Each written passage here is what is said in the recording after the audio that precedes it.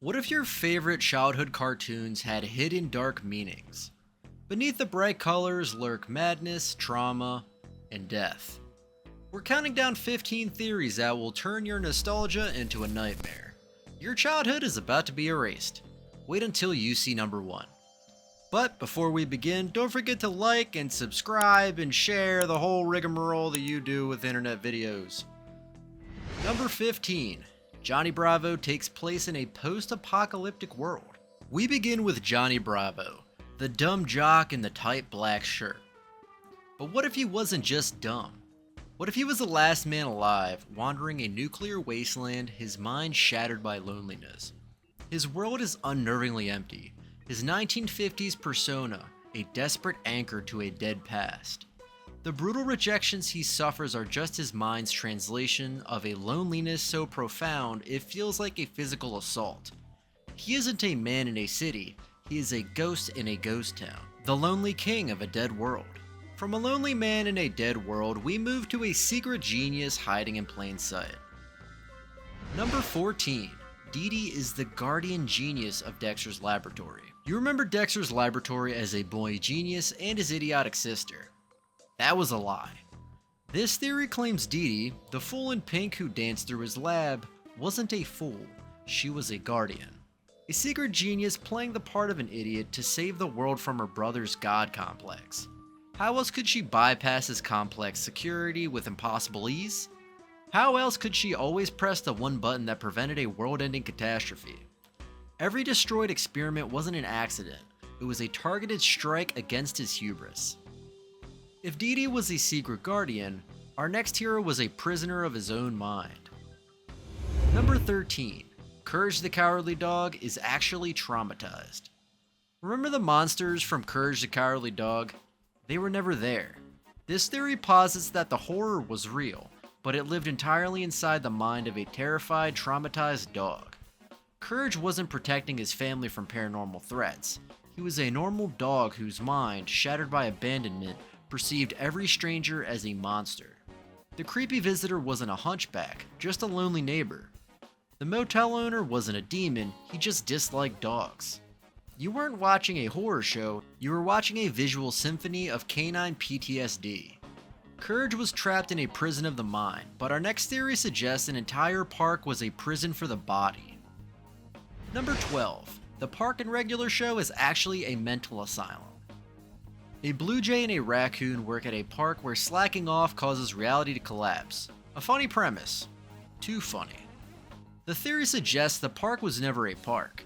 It was a prison for broken minds. An asylum where Mordecai, Rigby, and the others were patients, not employees. Benson, the furious gumball machine, wasn't a boss. He was a head doctor, desperately trying to keep his patients from relapsing. The universe-ending monsters they fought? They were just the faces they gave to their own anxiety, depression, and grief. The show was never a slacker comedy, it was a profound allegory for mental illness. From a prison for the living, we descend into a prison for the dead. Number 11. Ed, Edd, and Eddy. All three boys are dead kids in Purgatory. The cul-de-sac of endless summer. A child's paradise. Or is it? This famous theory claims this paradise is a lie. The cul-de-sac is Purgatory, a timeless tomb for the souls of dead children from different decades of the 20th century. Their strange colored tongues? Not from candy, but the telltale sign of a grave's decay. Each child is a ghost. Rolf from a 1900s farm, Eddy from the Great Depression, Double D from an 80s lab accident, all trapped by the nature of their demise, eternally tormented by the demonic Canker Sisters. Their perfect summer is their perfect hell. The ghosts of children are tragic, but the slow death of a mind is a horror we watch happen in real time. Number 10. Adventure Time. The Ice King represents Alzheimer's disease. The Ice King started as a joke, a goofy villain obsessed with kidnapping princesses. But beneath the ice, a tragedy was unfolding. This theory states that the Ice King is one of television's most heartbreaking metaphors for Alzheimer's disease. He was once a kind human named Simon Petrikov, but the magic crown that gave him power stole his mind, leaving a confused creature who vaguely remembers he's supposed to love someone, but can no longer remember who or why. Every interaction with Marceline, the little girl he saved, is a gut punch. She remembers the man who saved her. He only sees another princess. Losing your mind is a tragedy, but losing your very identity is a crime. Number 9. Gravity Falls. Stan has been replaced by his evil twin. Grunkle Stan was a liar and a cheat, but the secret he was hiding was bigger than any scam. The theory, later proven true, was that Stan we knew was an imposter. He was Stanley, the failed twin who had stolen the identity of his brilliant brother Stanford, the true author of the journals.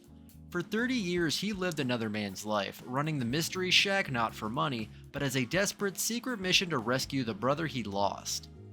Every greedy act was a cover, every lie a shield to protect his guilt-ridden heart. The show was never a monster hunt, it was a profound family tragedy. A stolen identity is terrifying, but what if the entire world is built on a horrifying secret? Number 8. SpongeBob. Bikini Bottom is a nuclear testing site. Why is Bikini Bottom filled with talking sea creatures? Why can they light fires underwater? Why do explosions look like mushroom clouds? The answer is a chilling and widely accepted theory. Bikini Bottom is not just a place, it is a real-world nuclear test site. It lies directly beneath the Bikini Atoll, where the United States detonated dozens of atomic bombs. SpongeBob and his friends aren't just cartoons, they're mutants. They are the bizarre, cheerful, and horribly mutated descendants of sea life that was irradiated by humanity's greatest sin. Their bright world is a lie. They are playing in a nuclear graveyard. If Bikini Bottom is a physical wasteland, our next stop is a wasteland of the mind. Number 7. Regular show. Mordecai and Rigby are in a drug-induced coma. You thought the Asylum theory was dark? It gets worse. A more extreme theory posits that the entire series is a drug-induced coma dream. In this reality, Mordecai is an addict who retreated into a fantasy world after his best friend Rigby was killed. The Rigby we see is a ghost, a guilt-ridden hallucination Mordecai keeps by his side. Skips isn't an immortal, he's Mordecai's dealer. Every wacky adventure is just the flickering of a dying brain, a last desperate dream to escape a reality too painful to bear. The show isn't a comedy, it's a tragedy about the last moments of a broken man. A parent's love should be a safe harbor, but for our next character, it was the source of their deepest wound. Number 6. Adventure Time. Marceline's dad abandoned her during the apocalypse. We know Simon saved Marceline during the Mushroom War, but that begs a terrifying question. Where was her actual father? Hunson Abadir, the Lord of the Nightosphere, is an all-powerful demon. The theory is simple and brutal. He abandoned his young daughter, leaving her to die alone in the apocalypse. Whether out of cowardice or demonic indifference, he was not there. This act of parental failure is the original sin that forged Marceline into the fiercely independent, emotionally guarded person she is. The theories are getting darker, the implications more profound. We're now entering the top tier of cartoon conspiracies, where the fabric of these beloved shows begins to unravel completely, revealing threads of trauma, tyranny, and existential dread. But nothing compares to our top 5. Number 5. Dipper and Mabel are dead and Gravity Falls is Purgatory. The Purgatory theory becomes exceptionally bleak when applied to Gravity Falls. This theory suggests Dipper and Mabel never made it to Oregon. They died before the summer began, and the town is their shared afterlife where they must resolve their unfinished business. Variations suggest Dipper died of cancer and the whole show is his dying wish, or that he never existed at all, a figment of Mabel's imagination to cope with losing her twin at birth. The end of the series, when they leave on the bus, isn't them going home. It's them finally moving on, their souls at peace.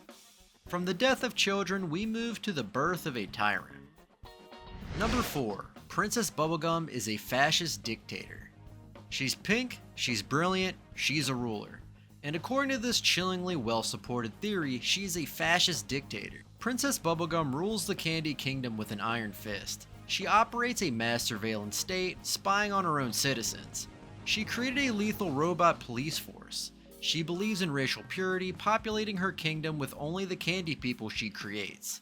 She is willing to commit genocide to protect her interests and treats her subjects as expendable. The Candy Kingdom isn't a monarchy, it's a pastel-colored police state. A political monster is one thing, but a psychological one is far more personal. Number 3. Bill Cipher represents childhood trauma. Bill Cipher isn't just a dream demon, he is a walking metaphor for childhood trauma. He's a manipulative groomer tricking kids with false promises. He isolates his victims from their families. He delights in pain and chaos. He throws childish tantrums. His backstory reveals he destroyed his own dimension in an act of cosmic rage. He is a victim who became a monster. His invasion, Weirdmageddon, isn't just an apocalypse, it's a massive reality-bending trauma response. He seeks to remake the world in his own chaotic image because chaos and pain are all he has ever known. From a monster born of pain, we come to the last child in a world of pain. Number 2. Finn is the last human because of the nuclear war. This theory is the secret heart of Adventure Time. The magical land of Ooo is not another dimension. It is our Earth, 1,000 years after a nuclear holocaust known as the Great Mushroom War. The magic, the talking candy, the bizarre creatures, they are all the result of atomic radiation. And Finn the human is exactly what his name implies. For most of his journey, he believed he was the last human boy, a lonely relic of a species that wiped itself out.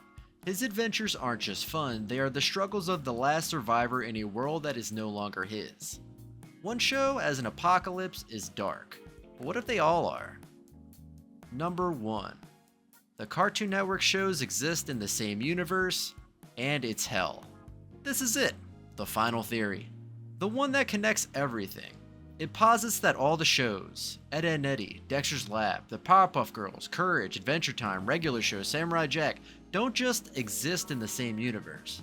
They exist in the same afterlife. A complex, multi-layered inferno. The constant crossovers aren't just fun cameos.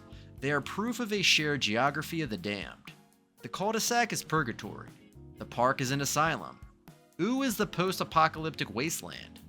Each show is a different circle of hell, each with its own brand of eternal suffering. We weren't just watching cartoons, we were watching dispatches from the underworld. Like, subscribe, and tell us this. Have we been raising children on stories set in hell?